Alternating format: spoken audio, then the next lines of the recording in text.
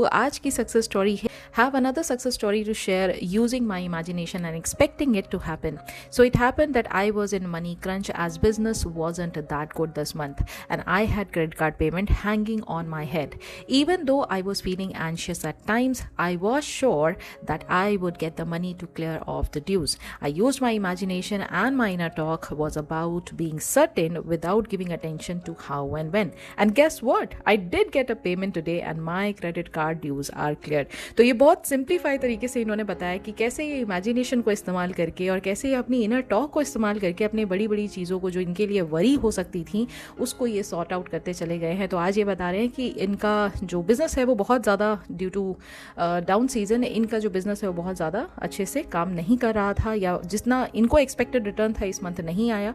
अभी इनका credit card का पेमेंट ड्यू था और क्रेडिट कार्ड का पेमेंट ड्यू होने की वजह से थोड़ा सा इनको वरी थी और कभी कभी इसी वरी के चलते ये कभी कभी एंशियस भी फील कर रहे थे।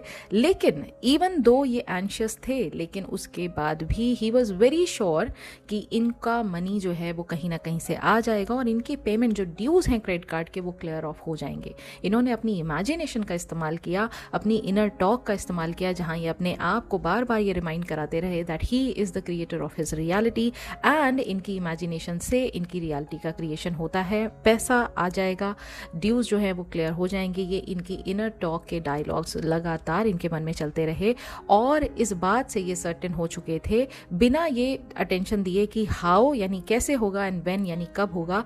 इस बात से ये बहुत ज़्यादा सर्टेन हो चुके थे कि भाई पैसा तो आएगा ही आएगा, कहीं से भी आएगा और पेमेंट इनका क्लियर ऑफ होगा ही होगा।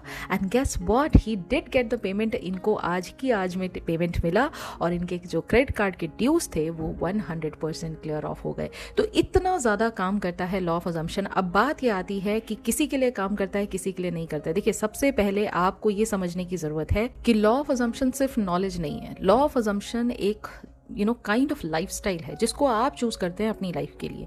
ये वो तरीका है जहां ये बात आप मान चुके होते हैं कि हर एक चीज आपके थ्रू दुनिया में आ रही है, आपकी 3D में प्रकट हो रही है, आपकी 3D में उसकी विजिबिलिटी आ रही है। ठीक है, यानी वो सब कुछ जो आप अभी 3D में एक्सपीरियंस कर रहे हैं कहीं ना कहीं आप मानते हैं कि ये सब आपका क्रिएशन। आप भी अगर ऐसा ही कुछ गाइडेंस मुझसे डायरेक्टली पाना चाहते हैं तो आप इस गिवन नंबर पर मुझे कॉन्टैक्ट कर सकते हैं। और अब मैं मिलूंगी बहुत जल्दी इन द नेक्स्ट वीडियो। तब तक अपना ख्याल रखिए एंड हैप्पी मैनिफेस्टिंग।